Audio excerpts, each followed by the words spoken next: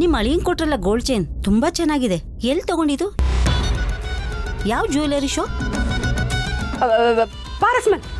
Parasmal jewellers ಇಂದ purchase ಮಾಡಿ. Very famous. ಹೌದಾ?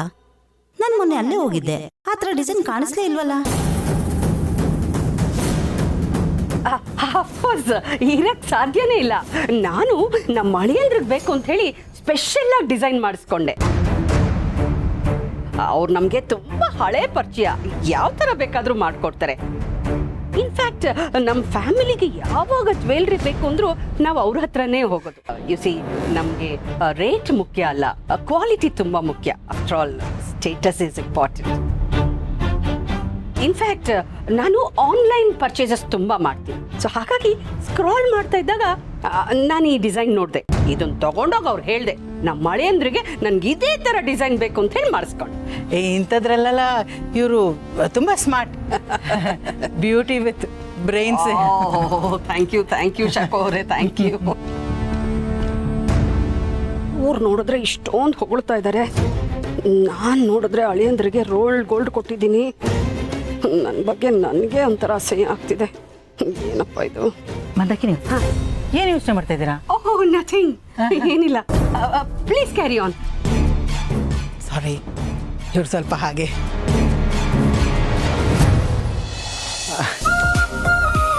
ಇಲ್ಲ ಯಾವುದು ರೆಗ್ಯುಲರ್?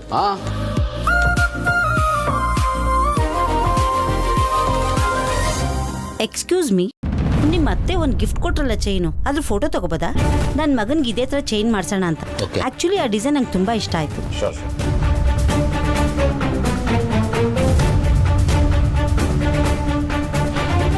ನಿಮ್ಮ ಅತ್ತೆಯವರು ಒಳ್ಳೆ ಗಿಫ್ಟೇ ಕೊಟ್ಟಿದ್ದಾರೆ. Thank you. ವೆಲ್ಕಮ್.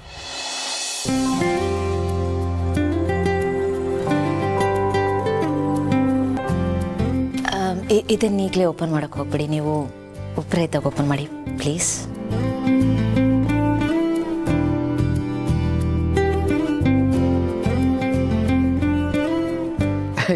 ನೋ ಗೆಳೆಯ, ಹೆಣ್ಮಕ್ಳಿಗೆ ಯಾವಾಗಲೂ ಬರೀ ಒಡವೆ ಸೀರೆದ ಚಿಂತೆ ಕಣ.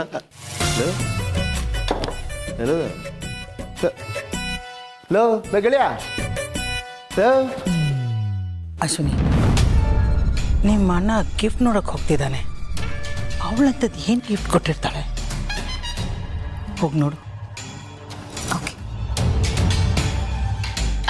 ಸಾರಿ ಕಣೆ, ಇವತ್ತು ಬರೋದಕ್ಕಾಗಲ್ಲ. ಅದು ನನ್ನ ಭಾವನ ಬರ್ಡೇ ಇದೆ ಇವತ್ತು. ಇಡೀ ಫ್ಯಾಮಿಲಿನೇ ಬಂದ್ಬಿಟ್ಟಿದ್ದೀವಿ ಇಲ್ಲಿಗೆ. ಮಿಕಾ ಒಂಟಿಯಾಗೇ ಇದೆ. ನಾನು ಬಲೆ ಬೀಸೋದಕ್ಕೆ ಇದು ಕರೆಕ್ಟಾದ ಟೈಮು. ನಾನು ಬಲೆ ಬೀಸಿದ್ರೆ ಕರೆಕ್ಟಾಗಿ ಮಿಕಾ ತಗಲಾಕೊಂಡ್ಬಿಡುತ್ತೆ. ಅಪೇಕ್ಷಾ, ಅಂಕಲ್ ಚೆನ್ನಾಗಿದೆಯೇನಮ್ಮ? ಅಂಕಲ್, ನಾನು ಚೆನ್ನಾಗಿದ್ದೀನಿ, ನೀವು? ಸೂಪರ್ ಆಗಿದ್ದೀನಮ್ಮ. ಅಪೇಕ್ಷಾ, ನನ್ನ ಸಿಸ್ಟರ್ ಹೇಳ್ದಂಗೆ ಹಳೇದನ್ನು ಯಾವುದನ್ನು ತಲೆಯಲ್ಲಿ ಇಟ್ಕೊಳ್ಬೇಡಮ್ಮ. ಆಗಿದ್ದೆಲ್ಲ ಆಗೋಯ್ತು. ನೀನು ಇಡೀ ಮನೇಲಿ ಚಿಗರೆ ಥರ ಸುತ್ತಾಡ್ಕೊಂಡು ಖುಷಿಯಾಗಿರಮ್ಮ. ಸರ್, ಅಂದಾಗೆ ನಮ್ಮ ಮನೇನ ಪೂರ್ತಿ ನೋಡಿದೀಯೇ? ಆಲ್ಮೋಸ್ಟ್ ನೋಡಿದ್ದೀನಿ. ಆಲ್ಮೋಸ್ಟ್ ಅಂದರೆ ಪೂರ್ತಿ ನೋಡಿಲ್ಲ ಅಂತಲೇ ಅರ್ಥ. ನೋಡಮ್ಮ, ಇಡೀ ಮನೆ ನೋಡ್ಕೊಂಬಾ, ಹೋಗು. ನಾನೊಬ್ಬ ದಡ್ಡ ನೋಡು, ನೀನೊಬ್ಬಳನ್ನೇ ಕಳಿಸ್ತಾ ಇದ್ದೀನಿ. ಇಡೀ ಮನೆ ಪರಿಚಯ ಇರೋರೊಬ್ಬ ಜೊತೆ ಕಳಿಸ್ಬೇಕಾ ಬೇಡವಾ? ಯಾರನ್ನ ಕಳಿಸೋದು?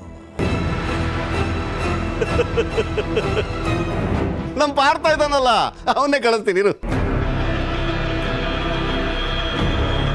ಹಲೋ ಪಾರ್ಥ, ಎಲ್ಲಿದೆಯೋ? ಸ್ವಲ್ಪ ಹೊರಗಡೆ ಬಾ ಅಮ್ಮ ಮನೆಯಿಂದ. ಅಪೇಕ್ಷಾ, ಅಂಗೈಲಿ ಬೆಣ್ಣೆ ಇಟ್ಕೊಂಡು ಊರೆಲ್ಲ ಹುಡುಕ್ತಾ ಇದ್ದೀನಿ. ಪಾರ್ಥನೆ ಬರ್ತಾನೆ ಇರು. ಏನು ಮಾಮ? ಹಾಯ್ ಪಾರ್ಥ, ನೋಡು ಅಪೇಕ್ಷಾ ನಮ್ಮ ಮನೆನ ಪೂರ್ತಿಯಾಗಿ ನೋಡ್ಲೇ ಇಲ್ಲ ಅಂತ ಕಣ. ನೀನು ಕರ್ಕೊಂಡೋಗಿ ಇಡೀ ಮನೆ ತೋರ್ಸ್ಕೊಂಬ. ಹೋಗೋ, ಹೋಗಮ್ಮ, ಹೋಗಿ. ಲಡ್ಡುನ ತಂದು ನೀನೇ ಬಾಯಿಗೆ ಆಗ್ತಿದ್ಯಲ್ಲ ಮಾಮ. ಶೋರ್, ಬನ್ನಿ ಕಮ್. ಹೋಗಿ ಹೋಗಿ. ಇಬ್ರದು ಬಿಸಿ ರಕ್ತ ಕೊತ ಕೊತ ಕೊತ ಅಂತ ಕುದೀತಾ ಇದೆ. ಈ ಕುದಿಯೋ ರಕ್ತಕ್ಕೆ ಏಕಾಂತ ಸಿಕ್ಬಿಟ್ರೆ ಮತ್ತಷ್ಟು ಕುದಿಯುತ್ತೆ. ಇದು ನಮ್ಮ ಗೌತಮ್ ಕಣ್ಣಿಗೆ ಬಿದ್ದರೆ ನಮ್ಮ ಸಿಸ್ಟರ್ ಹೇಳ್ದಂಗೆ ಅವನ ರಕ್ತ ಕೊತ ಕೊತ ಕೊತ ಅಂತ ಕುದಿಯೋದಿಲ್ಲ. ಕುದಿಯೋ ಥರ ನಾನು ಮಾಡ್ತೀನಿ. ಲಕ್ಕಿ ಲಕ್ಷ್ಮೀಕಾಂತ.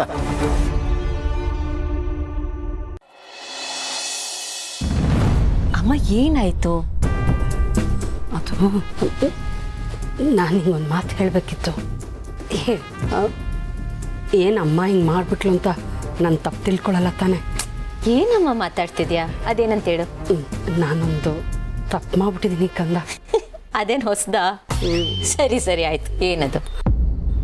ಪುಟಿ, ಅಳಿಯಂದ್ರಿಗೊಂದು ಚೈನ್ ಕೊಟ್ಟನಲ್ಲ, ಅದು ಆ್ಯಕ್ಚುಲಿ ಗೋಲ್ಡ್ ಅಲ್ಲ ಕಣೆ, ರೋಲ್ ಗೋಲ್ಡ್. ಅಮ್ಮ ಏನು ಹೇಳ್ತಿದ್ಯಾ? ಗೌತಮ್ ಅವ್ರಿಗೆ ರೋಲ್ ಗೋಲ್ಡ್ ಕೊಟ್ಟೆ ನೀನು? ಕಂದ ನೋಡು, ನನ್ನ ಉದ್ದೇಶ ಅದಿರಲಿಲ್ಲ. ನನ್ನ ಉದ್ದೇಶ ಅವ್ರಿಗೆ ನಿಜವಾದ ಗೋಲ್ಡ್ ಚೈನ್ ಕೊಡಬೇಕು ಅಂತಲೇ ಇದ್ದಿದ್ದು. ಅದಕ್ಕಂತ ನಾನು ಚೀಟಿ ದುಡ್ಡು ತೆಗ್ದಿದ್ದೆ. ಕರೆಕ್ಟ್ ಟೈಮ್ಗೆ ಅವ್ರು ಯಾರೋ ಊರಲ್ಲಿಲ್ಲ ಅಂದ್ಬಿಟ್ರು. ಅವ್ರಿನ್ನು ಬರೋದು 1 ತಿಂಗಳಾಗುತ್ತೆ ಅಂದರು.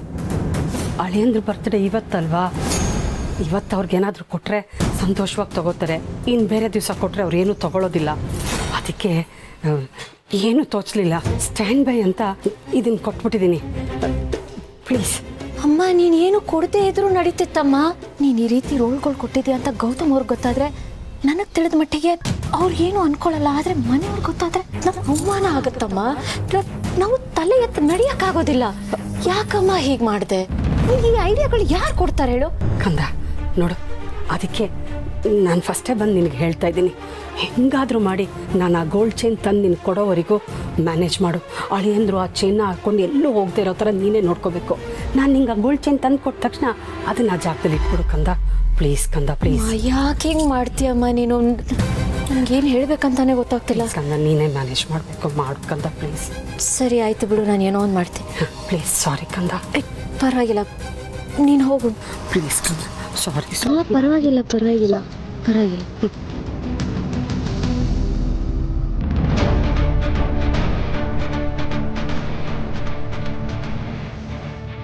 ಸಿಂಪಲ್ ಗಿಫ್ಟ್ ಕೊಡೋ ವಿಷಯನ ಅಮ್ಮ ಯಾಕೆ ಎಷ್ಟು ಕಾಂಪ್ಲಿಕೇಟ್ ಮಾಡ್ಬಿಟ್ರು? Yes, okay.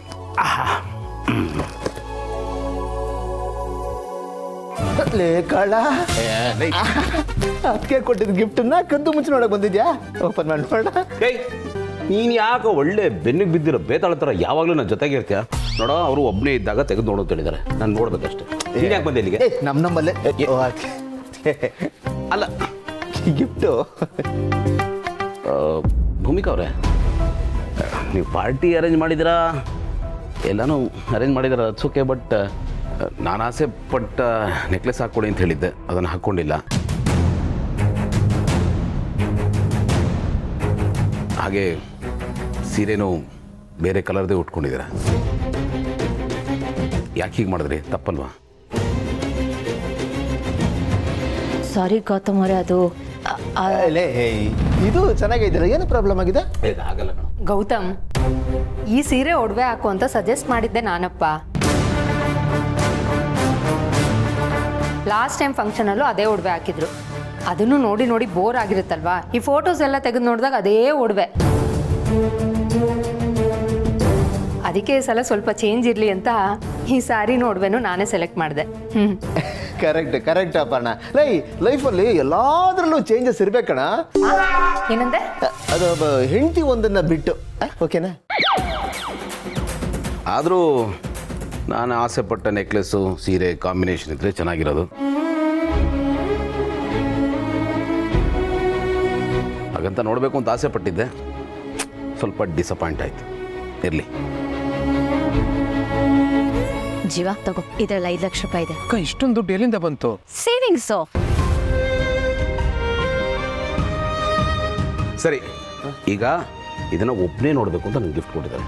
ನಾನು ಒಳಗಡೆ ಹೋಗಿ ನೋಡ್ತೀನಿ, ನಂಗೆ ಪ್ರೈವೇಸಿ ಬೇಕು. ಒಳಗಡೆ ಬಂದರೆ ಅಲ್ಲೇ ಶೂಟ್ ಮಾಡಿ ಸಾಯಿಸ್ಬಿಡ್ತೀನಿ. ಆಯ್ತು, ಗೊತ್ತಾಯ್ತಾ? ಆಯ್ತಪ್ಪ. ಹಾಂ. ಅಂದ್ರೆ ಅಕ್ಕ ಸೇವಿಂಗ್ಸ್ ಅನ್ನೋ ಹೆಸರಲ್ಲಿ ಒಡವೆನ ಅಡ್ಬಿಟ್ಟು ದುಡ್ಡು ಕೊಟ್ರಾ?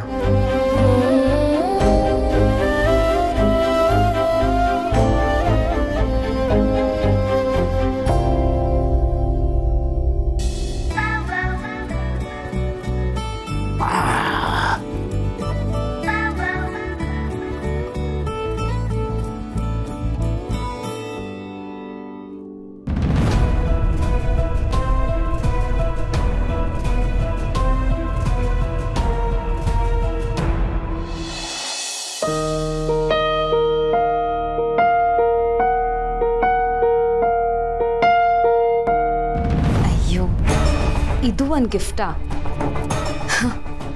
ಈ ಗಿಫ್ಟ್ಗೆ ನೀವು ಒಬ್ಬರೇ ಇದ್ದಾಗ ನೋಡಿ ಅಂತ ಬಿಲ್ಡಪ್ ಬೇರೆ. ಕರ್ಮ.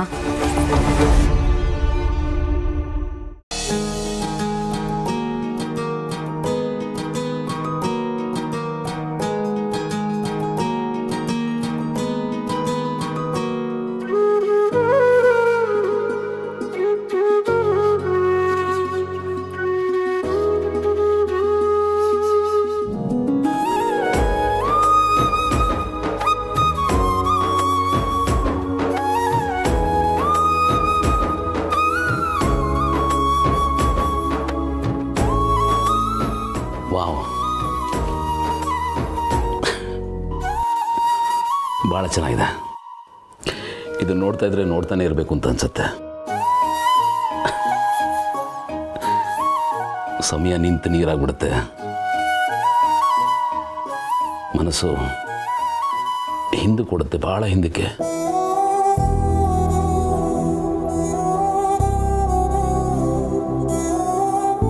ಆ ದಿನಗಳು ಎಷ್ಟು ಚೆನ್ನಾಗಿದ್ವು, ಎಷ್ಟು ಮುದ್ದಾಗಿದ್ವು, ಏನೆಲ್ಲ ಇತ್ತು. ಪ್ರತಿಯೊಂದರಲ್ಲೂ ಮ್ಯಾಜಿಕ್ ಕಾಣಿಸ್ತಾ ಇತ್ತು. ಚಿಕ್ಕ ಚಿಕ್ಕ ವಿಷಯಗಳಲ್ಲಿ ದೊಡ್ಡ ದೊಡ್ಡ ಖುಷಿ ಸಿಗ್ತಾ ಇತ್ತು, ದೊಡ್ಡ ದೊಡ್ಡ ಸಂತೋಷಕ್ಕೆ ಕಾರಣ ಆಗ್ತಾ ಇತ್ತು. ಕಾರಣ ಇಲ್ಲದೆ ನಗ್ತಾ ಇದ್ವಿ. ಒಂದೊಂದ್ಸಲ ಅನ್ಸುತ್ತೆ, ಈ ಲೈಫ್ಗೆ ಒಂದು ರಿವರ್ಸ್ ಗೇರ್ ಇರಬಾರ್ದಾಗಿತ್ತ. ನಾನು ನನ್ನ ಬಾಲ್ಯಕ್ಕೆ ಹೋಗ್ತಾ ಇದ್ದೆ, ಆ ಮೊಮೆಂಟ್ಸ್ನ ಮತ್ತೆ ಬದುಕ್ತಾ ಇದ್ದೆ ಅಂತ. ಬಟ್ ಏನು ಮಾಡೋದು, ಲೈಫ್ಗೆ ಬ್ರೇಕು ಇಲ್ಲ, ರಿವರ್ಸ್ ಗೇರು ಇಲ್ಲ. ಕಡೆ ಸ್ಟಾಪ್ ತನಕ ಮುನ್ನುಗ್ಗೋದೊಂದೇ ಗೊತ್ತಿರೋದು ಅದಕ್ಕೆ. But this is wonderful.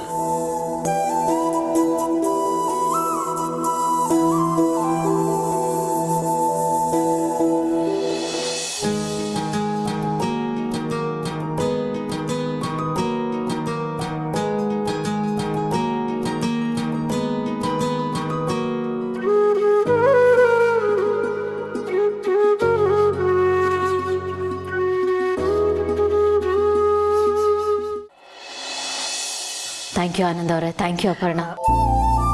Gautam ಅವರು ನೆಕ್ಲೆಸ್ ಬಗ್ಗೆ ಕೇಳಿದಾಗ ನಂಗೆ ತುಂಬಾ ಭಯ ಆಗೋಗಿತ್ತು. ಥರ ದಿಕ್ಕೆ ತೋಚ್ದಂಗೆ ಆಗೋಗ್ಬಿಟ್ಟಿತ್ತು. ಮೊದಲೇ ನನಗೆ ಸುಳ್ಳು ಹೇಳಕ್ಕೆ ಬರಲ್ಲ, ಅದರಲ್ಲೂ ಅವ್ರ ಹತ್ರ ಅಷ್ಟು ಈಸಿಯಾಗಿ ಸುಳ್ಳು ಹೇಳಕ್ಕೆ ಬಾಯಿ ಬರಲ್ಲ.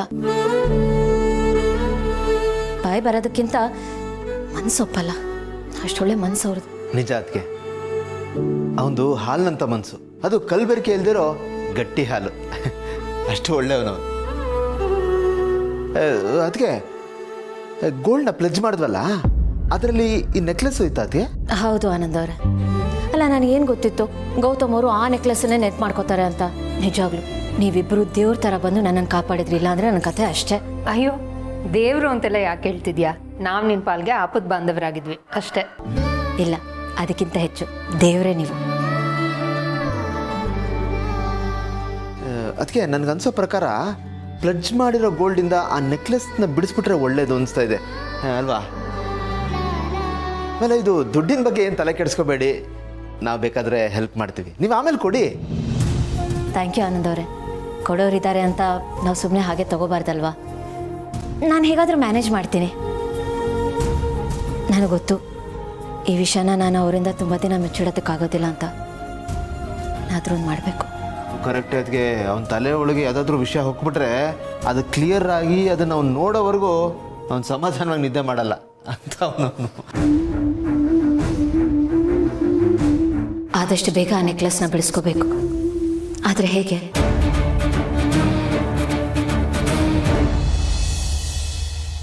ಜೀವ, ಏನು, ಯಾಕೆ ಇಲ್ಲಕ್ಕೆ ಕರ್ಕೊಂಡು ಬಂದಿದ್ಯಾ?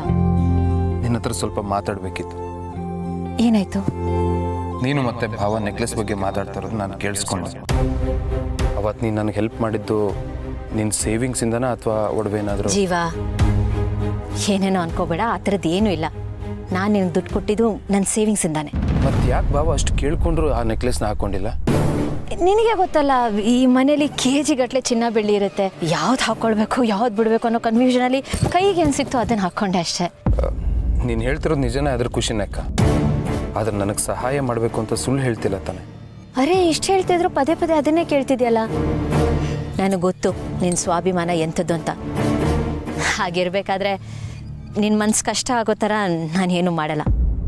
ಈ ಅಕ್ಕನ ಮೇಲೆ ಸ್ವಲ್ಪ ನಂಬಿಕೆ ಇಟ್ಕೊ. ಏನು ಇಷ್ಟೊಂದಲ್ಲ ಹ್ಞೂ ಅಂತಿದ್ಯಾ? ಜೀವ ಹೋಗಿ ಅಜೀವ ಆಗೋಗ್ಬಿಟ್ಟಿದ್ಯಾ? ಸ್ವಲ್ಪ ಸ್ಮೈಲ್ ಮಾಡು ಮಾಡು. ಸರಿ ಹೋಗು.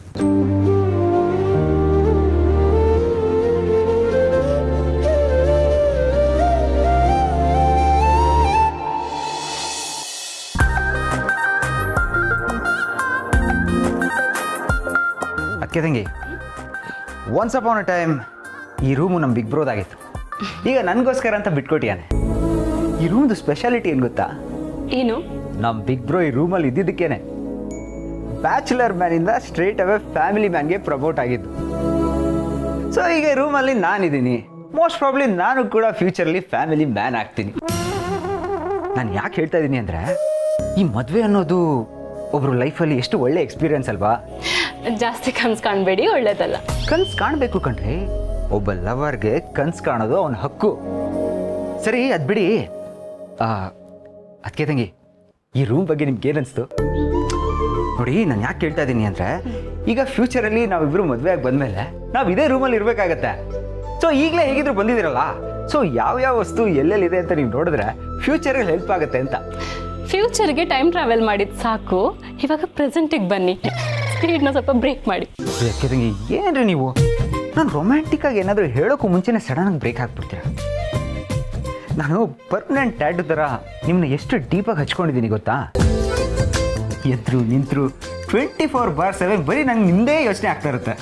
ನೋಡಿ, ಸೆಕೆಂಡ್ಗೂ ನಾನು ನಿಮ್ಮನ್ನ ಎಷ್ಟು ಮಿಸ್ ಮಾಡ್ಕೋತೀನಿ ಗೊತ್ತಾ? ಇನ್ಫ್ಯಾಕ್ಟ್ ನನ್ನ ಸ್ಕ್ರೀನ್ ಸೇವರಲ್ಲಿರೋ ಫೋಟೋ ನೋಡಿ, ನಿಮ್ಮದೇ ಫೋಟೋ.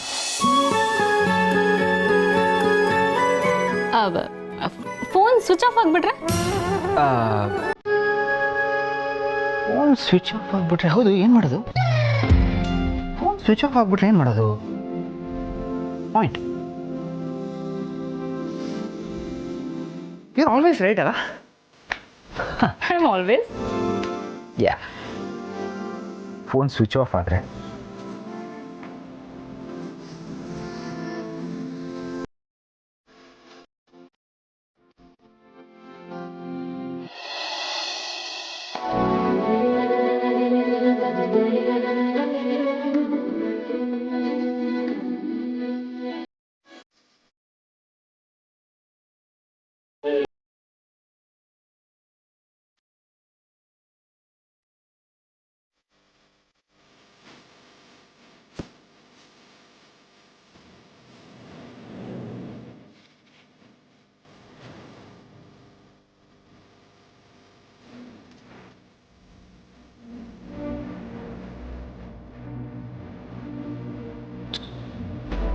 ಅರ್ಥ ನಾನೇನೋ ತಪ್ಕೊಂಡ್ರೆ ನೀವು ಕಿಸೆ ಕೊಟ್ಬಿಡ್ತೀರಾ?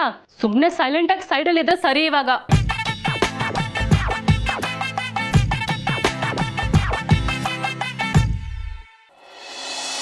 Thank you Bhoomika for this wonderful gift. ಭಾಳ ಚೆನ್ನಾಗಿದೆ, ನನಗೆ ಭಾಳ ಇಷ್ಟ ಆಯಿತು. ಇದುವರೆಗೂ ಸಿಕ್ಕಿರೋ ನನ್ನ ಬರ್ಡೇ ಗಿಫ್ಟ್ಗಳಲ್ಲಿ this is the best and most unexpected. ಆಮೇಲೆ ನನ್ನಿಂದ ಇನ್ಸ್ಪೈರ್ ಆಗಿ ಏನೋ ಒಂದು ಸರ್ಪ್ರೈಸ್ ಪಾರ್ಟಿ ಕೊಟ್ಟಿದ್ದಕ್ಕೂ ಥ್ಯಾಂಕ್ಸ್. ಅಫ್ಕೋರ್ಸ್ ಎಲ್ಲ ನಿಮ್ಮಿಂದ ಕಲ್ತಿರೋದು, ನಿಮ್ಮ ಪ್ರಭಾವ. ಹೌದು, ನಿಮಗೆ ಗೊತ್ತಾಯಿತು ನನಗೆ ಈ ಥರದ ಗೊಂಬೆಗಳೆಲ್ಲ ಇಷ್ಟ ಅಂತ? ಹೇಗೆ ಗೊತ್ತಿರ್ಬೋದು, ನೀವೇ ಹೇಳಿ ನೋಡೋಣ.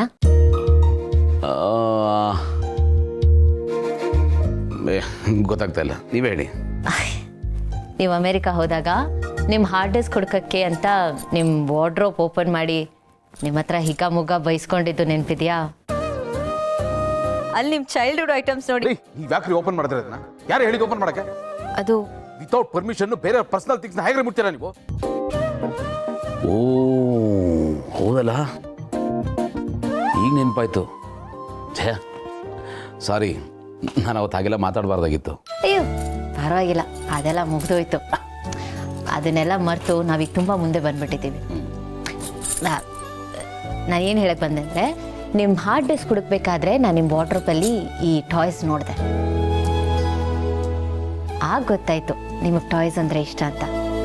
ಅದನ್ನ ನೆನಪಲ್ಲಿ ಇಟ್ಕೊಂಡು ಇದನ್ನು ತೊಗೊಂಬಂದೆ. ನಿಮ್ಗೆ ಇಷ್ಟ ಆಗುತ್ತೆ ಅನ್ನೋ ನಂಬಿಕೆಯಲ್ಲಿ. ನಿಮ್ಗೆ ಇಷ್ಟ ಆಯ್ತಲ್ಲ, ಸೊ ನಾನು ಕೊಟ್ಟಿದ್ದು ಸಾರ್ಥಕ ಆಯಿತು ಅಂತ. Just loved it.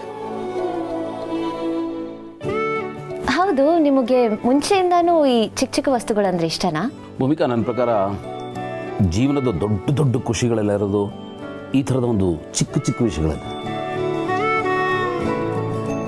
ನಮ್ಮ ಜೀವನದಲ್ಲಿ ಸುಮ್ಮನೆ ಹಾಗೆ ಒಂದು ಸತಿ ತಿರುಗಿ ನೋಡಿದಾಗ ಗೊತ್ತಾಗುತ್ತೆ, ಇಂಥ ಚಿಕ್ಕ ವಿಷಯಗಳೇ ಬಹಳ ದೊಡ್ಡದು ಅಂತ ಅನ್ನಿಸ್ಕೊಳ್ಳುತ್ತೆ.